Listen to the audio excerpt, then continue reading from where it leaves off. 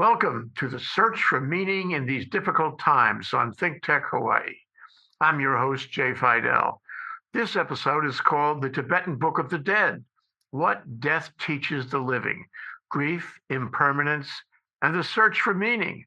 Our co-host and esteemed guest for the show is Chang Wang, joining us from Minnesota. Welcome to the show, Chang. Thank you, Jay. It's always good to see you, and I appreciate your kind words. Let's talk about impermanence. Let's talk about awareness of impermanence, how it opens the heart and deepens how we live, love, and care for others.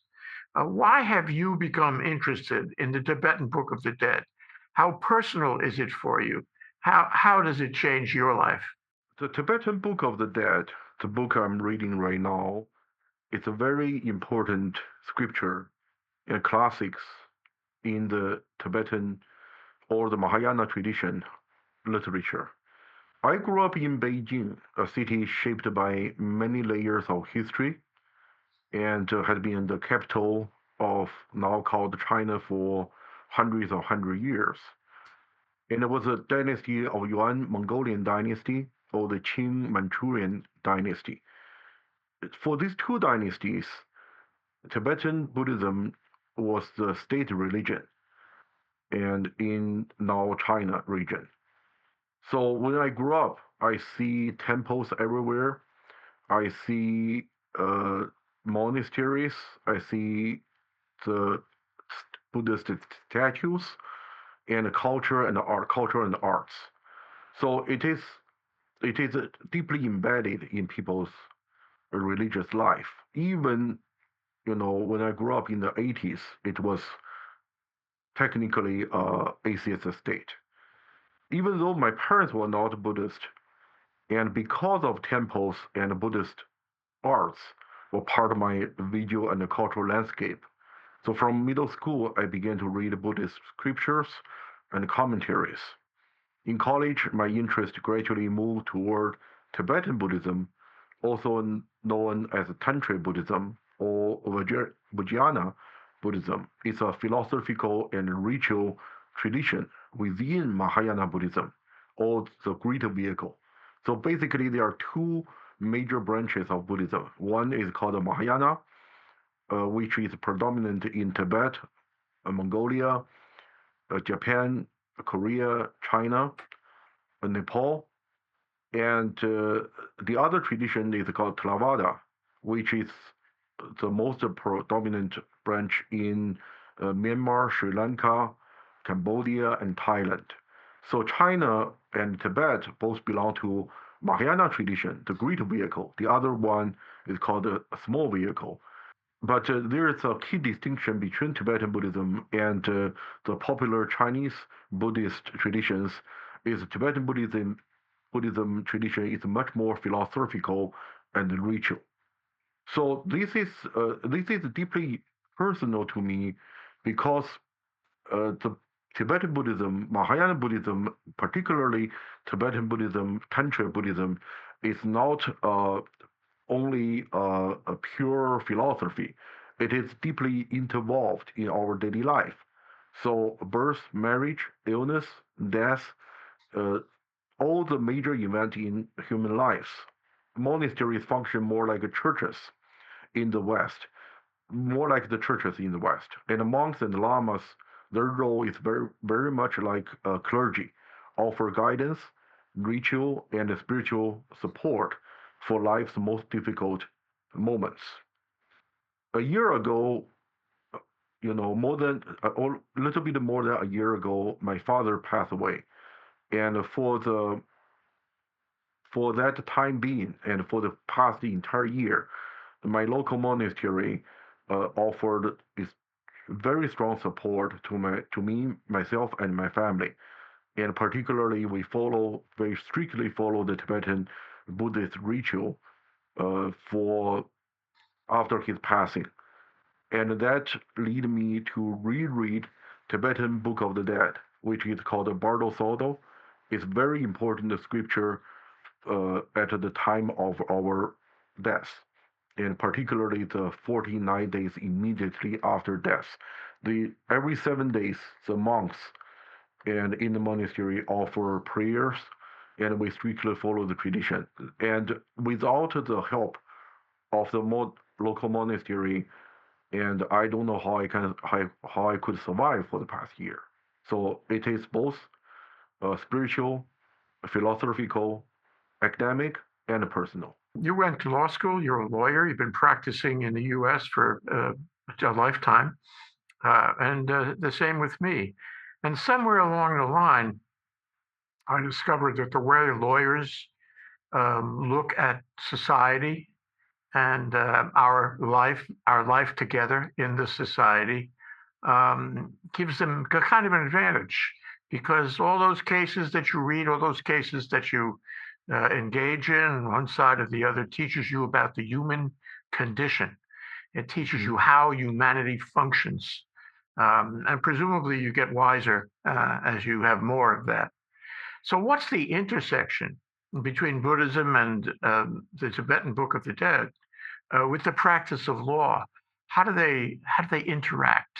Well, that's an extremely difficult question, Jay. At the deeper level, they might have some connection, but in the conscious level, I feel like they are compartmentalized.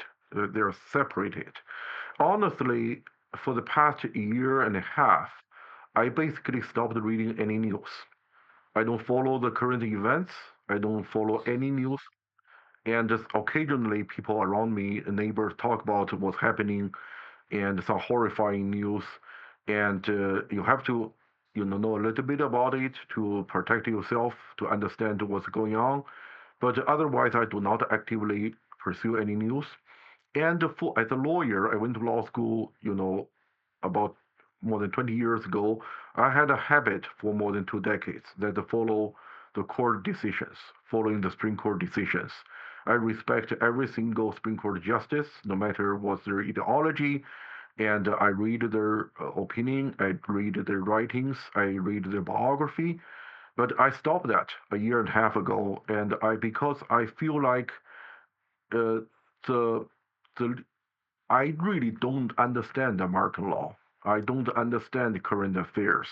And my time is limited on this earth. I have other more important things to do. And I don't want to spend time to feel, you know, stressed. And I'm still stressed. Everybody's stressed. Everybody have anxiety, regrets, all the human conditions, and we will probably have opportunity to discuss it together in the coming days. But for me, and I only read Buddhist scriptures. I only read psychology, and that's all I do right now. And I feel like that are more uh, connected to reality. I think it sounds like a little bit counterintuitive. The reality unfolding in our eyes was on the news, was on social media, but I feel like uh, reading some old classics and the Buddhist text, reading psychology, reading spiritual teachers' teaching. They are they offer me a clear path, a clear understanding, or clear picture to understand current affairs.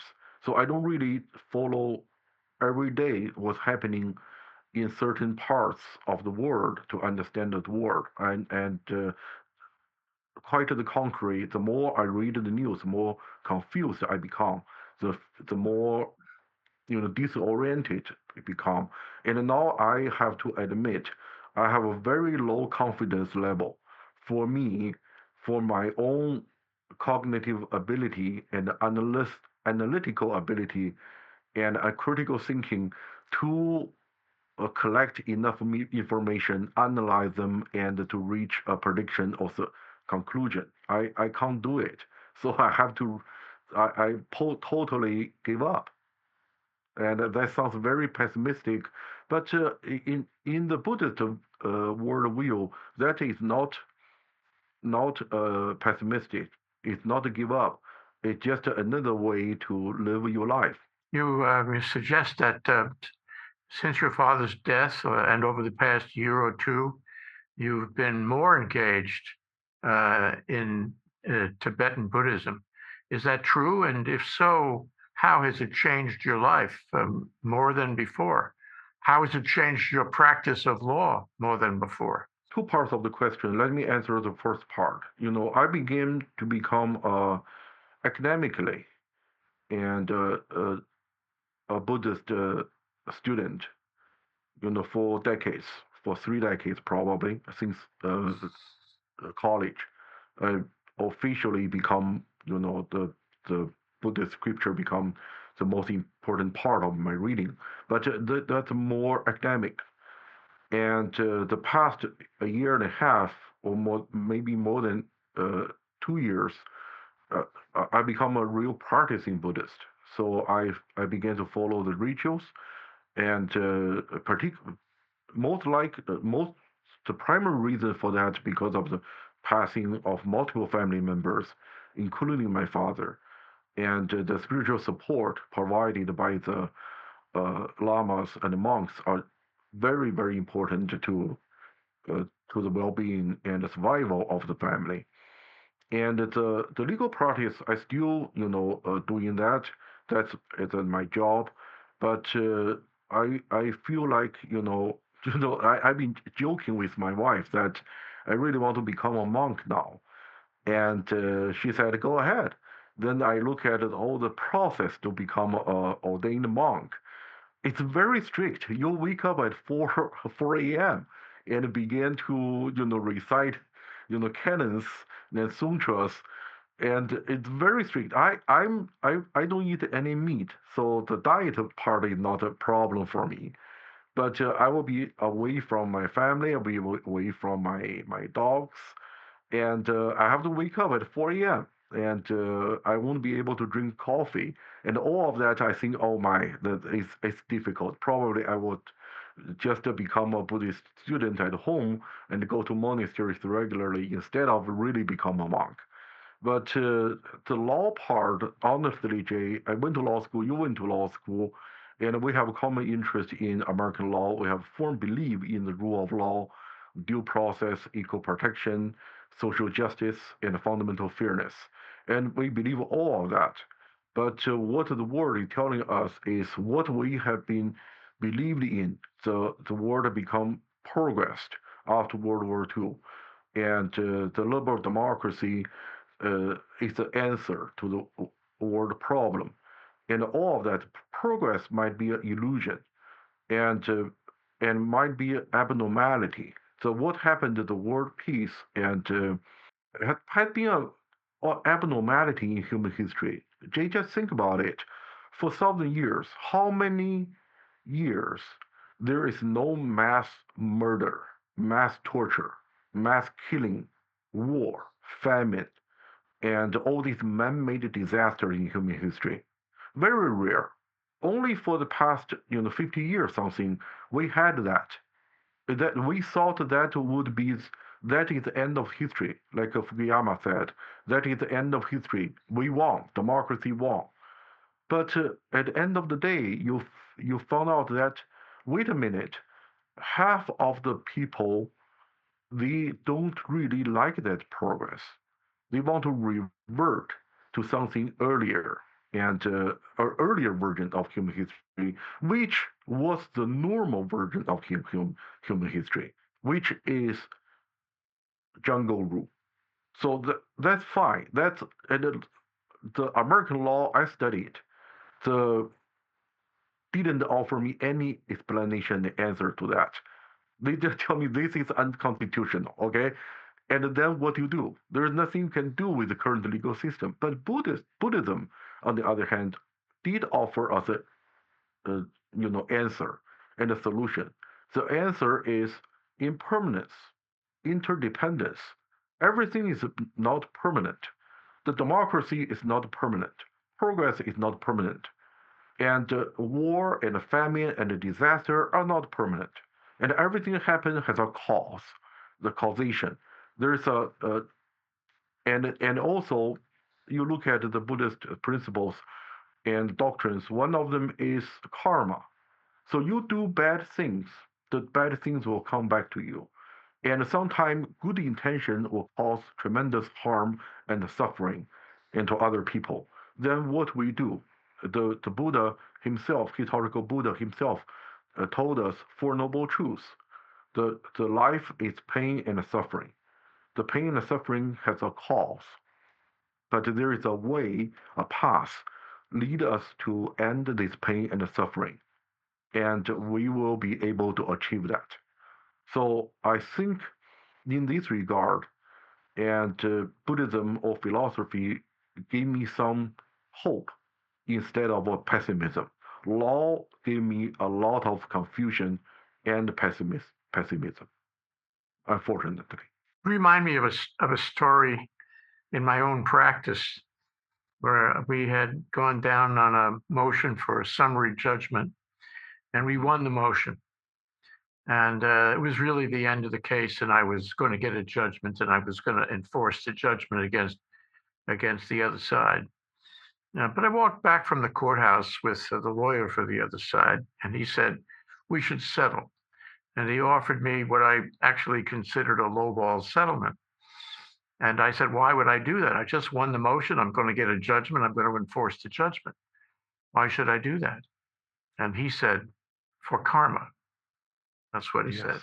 Yeah. And and it's funny that, and I did, by the way, I did agree to what he was proposing, and the reason was for karma. And here we are, decades later, and I remember it so well that the whole notion of karma entered into this, and I rose, beyond my normal aggressive litigator style, and made a deal with him right on the spot because of that. So does that enter into your practice too? Do you, adjust your sights, adjust your aspirations, adjust your strategies for karma? Honestly, I think the secret to be happy is to have a very low expectations. So now I have a very low expectation of everything, world news, daily life, the outcome of everything, you know, any application, anything. So if it turn out to be a better outcome than I expected, and I won't be disappointed. So I basically use that uh, become my daily sort of part of my daily practice, just to keep very low expectation and keep very low uh, confidence of myself, and never overestimate my own ability, and never overestimate human nature. And the human nature is always there, have been 1,000 years unchanged. And we, no matter what ideology you are in, no matter what kind of religion you are in, and human beings are fundamentally unchanged. So we should have a reasonable expectation of that. And so I wouldn't say I'm happier or sadder. I just try to stay calm and try to who knows, this today might be the last day of my existence. And if we use the Tibetan Book of the Dead as a roadmap and a guidance, and so I believe I would be uh, at a better status, better stage when I enter that inevitable. So I'm not sure. Sorry for sort of rambling. I'm not sure I'm answering your question, but at the end of the day, you know, I think my core identity has been shifted or gradually transformed from a lawyer and a teacher to just a student in a temple. What I can teach a student, what I can advise my client. Now I have to, when every case, I look at the facts. No matter it's a civil law or administrative law, And I advise my clients, okay, theoretically, under the rule of law, this is what's going to happen. What should happen. However, because of the judicial discretion, because of the political influence, because of other factors totally unpredictable, might assert itself into the process. And so we can't really predict what's going to happen. It's not like when you predict what the outcome will be jury trial. And because a jury trial is uh, it's different, but it's also similar. The similarity is both unpredictable. The difference is even it is unpredictable, but there are certain things you can predict, which is everybody respect the rule of law, okay, and we will follow the judge's orders, and those are predictable. But now I have to advise clients, and that I think that there is in theory and in practice two parts. So that's become quite confusing to the clients and to myself. And then second question, what I can teach, and I don't think I can teach law anymore. And I have to teach the law I know as an artifact, not a living system. I have to teach okay, historically, here is what the law functions. But in today's world, probably the legal system functions in a different way. So you guys go figure it out and educate me. So I'm not your teacher. You probably know more about world news than I do. So again, I think like I'm dragging you into a pretty pessimistic conversation, and my apology for that. But go back to our topic.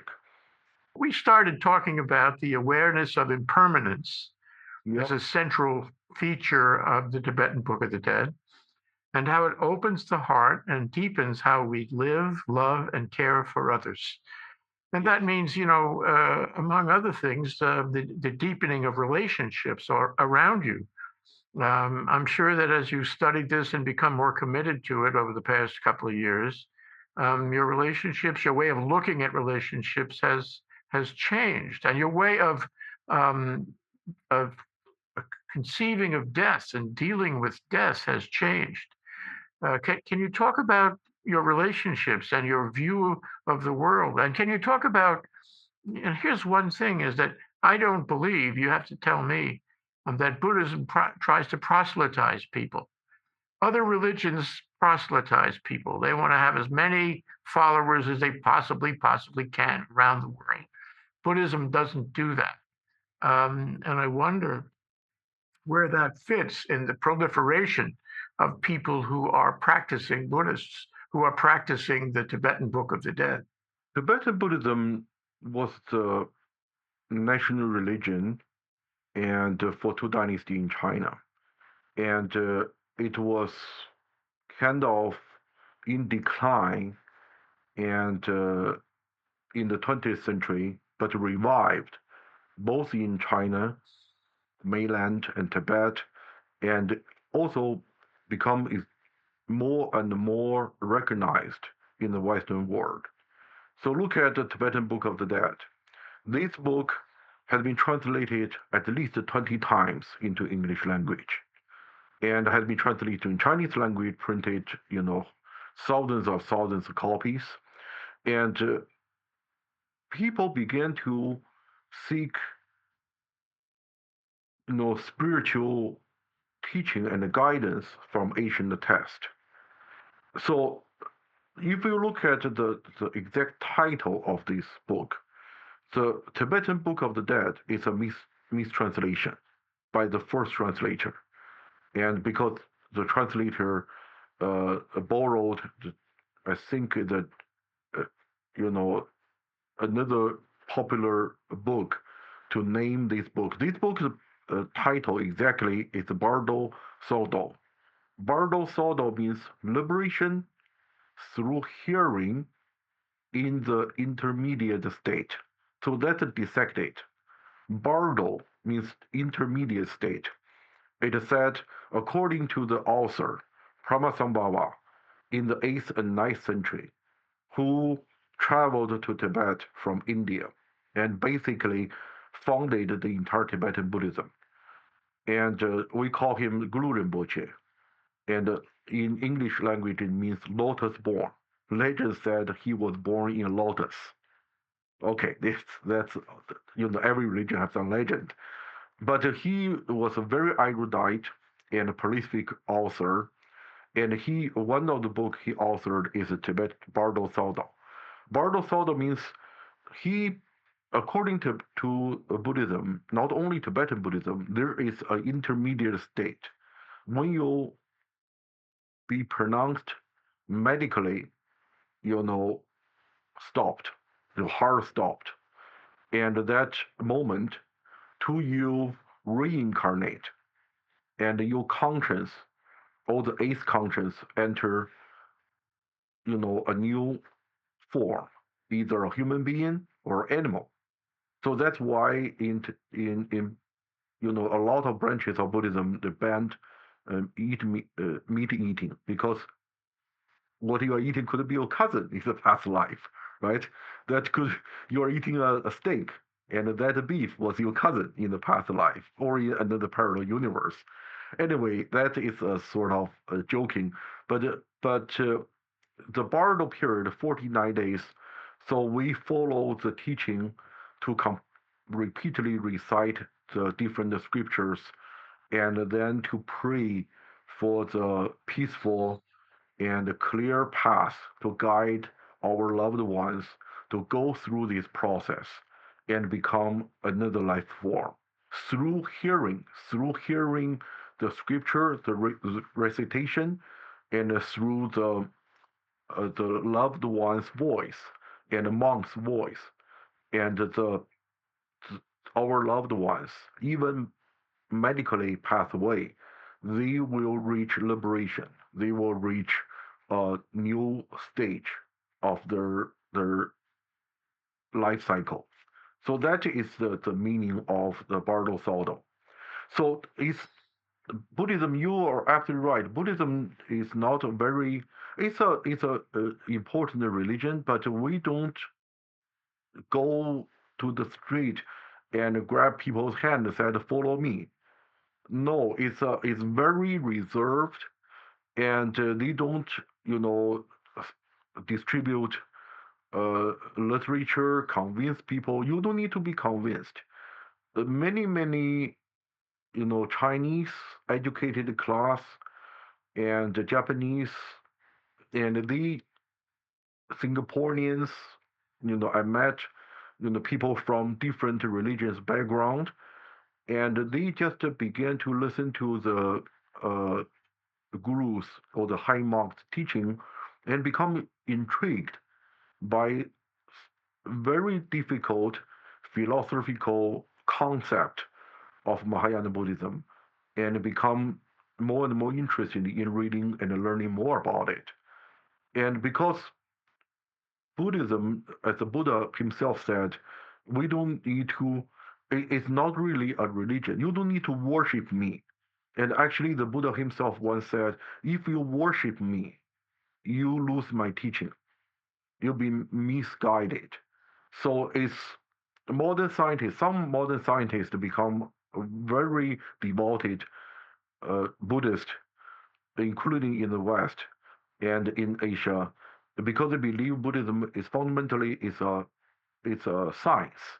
Why it is called a science? Because there are so many uh, similarities between Mahayana Buddhism in particular and quantum mechanics and quantum physics.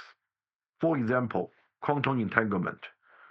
Quantum entanglement is a concept in a very difficult and advanced concept in quantum mechanics. But in Buddhism, in Mahayana Buddhism, they are very similar concept as quantum entanglement and also parallel universe. So I'm addicted to watch Neil deGrasse Tyson and Brian Greene, and when they talk about multiverse, parallel universe, wormhole, black hole, and they have very, very similar, almost identical concept in Mahayana Buddhist tradition. So Buddhism doesn't try to convince you it is right.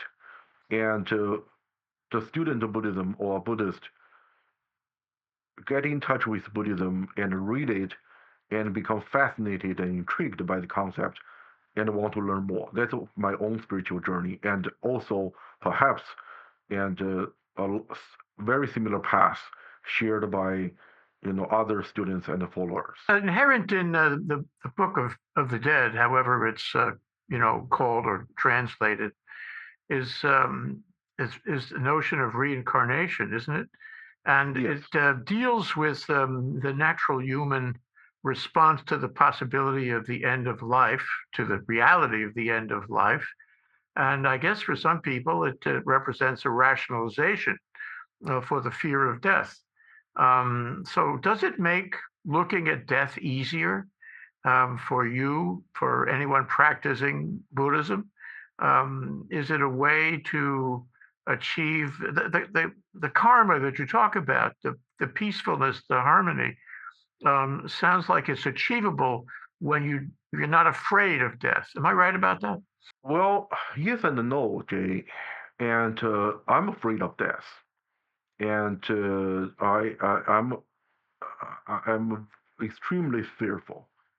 And I know my father was very, very fearful, and I feel perpetual regret not to be able to support him and reduce his fear and the suffering. And the Tibetan Book of Dead and the Mahayana tradition, the Buddhist view of death is not a rationalization, and is quite the opposite. It just put the very important topic of death back to our discussion. So you see, in modern society, death is pushed away to the margins. We don't talk about death. And news cycles obsessed with politics and conflict, but they rarely address the deeper reality beneath them. And those are suffering, fear, pain, hatred, ignorance, among others. Buddhism placed death at the center of reflection, personal reflection and collective reflection. Not a morbid fixation, but as a clarity. A clarity is we will die. No, we have to be aware of that. Be the aware of death, reduce harm. If we truly remember that we will die, everybody will die, and we will behave perhaps differently, or sometimes very differently. What's the point to get a new car? What's the point to get a new land? What's the point to kill other human beings? Because she will die, you will die, and whatever you build will collapse. See, Jay, I'm not sure the concept of mandala is very, you know, widely understood in the West. But the mandala is basically it's a sand painting. So I can send you the picture and link later. In a Tibetan Buddhist temple, the monks would use millions of colored little sand to paint a splendid sand painting. And it's constructed with different colors. It looks like a sand city with a center with the city wall. And this is the Buddhist universe. And they would spend weeks to complete that project. Then what did they do? They swipe it away. They totally destroyed their weeks of efforts to meticulously build a sand castle. And it looks like a magnificent artwork. Totally, totally stunning and splendid. Everybody, you look at it, you see how could they do that? So patient for weeks to paint this sand painting. Then they destroy it. They put all the different sand, in a vase and throw the sand in a river. And what's the point? It is not art making. It's not to achieve something. This is our life. This is our entire life. We, no matter how, I heard a philosopher one side, I forgot whom, 99% of our efforts in life are wasted. That sounds very, pessimistic. But when I went over my father's belongings, you know, he published books, articles, he attended many academic meetings, and he helped many people. He filled out, hundreds of application forms in different matter for ID, for scientific research grant, for academic conference. Then he is gone. I look at everything my father, have diligently and with tremendous effort to achieve. At the end of the day, he wouldn't be able to hold any of them. And that is not only him, that's every single human being. So then, when we adopt this concept of impermanence, and when we adopt this concept of death is a transformation, it's not the end, it will give us a purpose how to live our everyday life right now. There's another important Buddhist teacher, Thich Nhat Hanh, who was Vietnamese and exiled in France. He was a good friend of Martin Luther King, and his core teaching was on Zen Buddhism, and he just said, "What you do, students, you just breathe in and breathe out." Breathe in and breathe out, and you focus on your own breath, and then you focus on every single moment of now, because you don't have any other moment. That reminds me of Tennessee Williams said, the fleeting moment is everything we have. We don't have a past, we don't have a future, we only have a present. And that only the present is real. That's why I think I'm more and more, stopped reading news and stop even follow the court news. And more and more, I'm not, only focused on my own breath. I have to focus on my dogs. They're constantly demanding. They want to go out in the -20, temperature. I have to, make them happy. But I think, uh, back to your question, the Buddhist teaching and Tibetan Buddha that is not a rationalization of death. Instead, it provides a map of how we will die and how we shall live our everyday life now. So that's why the name of the book was Liberation Through Hearing. And even in the last stage of life, understanding is still pretty much matters. They still arise. Well, from what you say, this view of the world, this view of self, this philosophy, this religion is way different than the Judeo-Christian view of life and death and the Muslim view of life and death. And I would like to discuss those differences with you in the shows coming. But I do have one other question I would like to ask, and that is this. Although Buddhism and the Book of Death does not proselytize others, and that's well known, wouldn't it be better for the human race, for the species, if everyone adopted a view like that?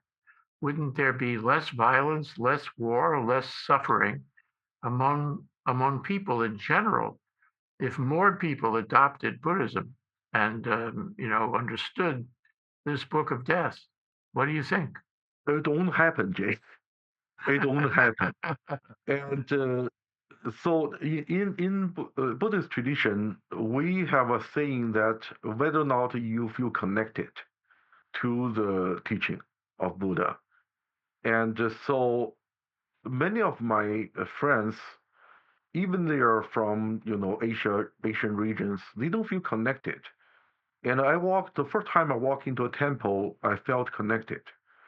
And you have to there's nothing can be forced because people have feel intimate, immediate connection to a certain teaching, and so it's a non-violent teaching.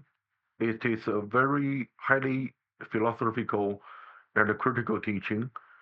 I would be, you know, extremely, grateful if more people are interested in the teaching and into Buddhism and want to learn more about it, and then follow the teaching and become non-violent, and also respect diversity and inclusion, and so that would be ideal. But again, we back to the fundamental teaching of Buddha, impermanent. Okay, billions of people become Buddhist, then it will not last. They might all turn into other religion, and by force or by other cause. Today's uh, Middle East part of the world, there were many little countries, 10 centuries ago. All of them were Buddhist nations. The kings were devout Buddhist. And so India was predominantly a Buddhist nation. And back to, 10 centuries ago, everything changed. The point is not to try to make something, force something into people's mind. It won't work. You can't change people's nature. You can change people's heart. But now let me answer your question directly. Yes, if more people be aware of impermanence, if more people be aware of karma, if more people believe, be aware of, life and death, and the world could become a much more peaceful state. But again, I have a very low confidence that will happen. That for 1,000 years in human history, that never happened. Even Buddhism was the national religion in many parts of the world. It didn't happen. And what followed was always, a violence and a disaster, atrocities. That is that was normal, and unfortunately, but I don't want to continue to depress you, Jay. I believe I don't really believe Justice Ginsburg said the society is a pendulum. Swing left, then swing right. I don't think so. I think that the pure line, the world is always in chaos. The world was always in turmoil.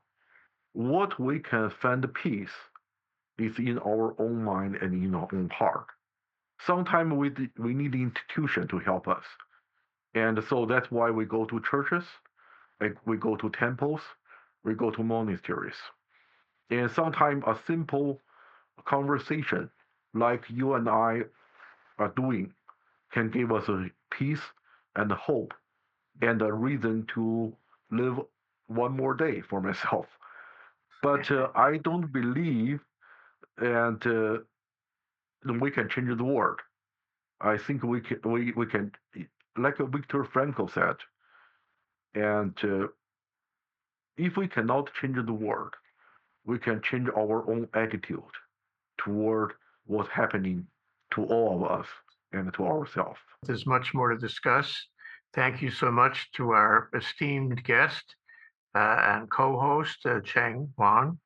I'm Jay Fidell, host of The Search for Meaning in These Difficult Times. We have been discussing the Tibetan Book of the Dead, What Death Teaches the Living. Thanks to our viewers for watching. We'll see you again soon for the next one.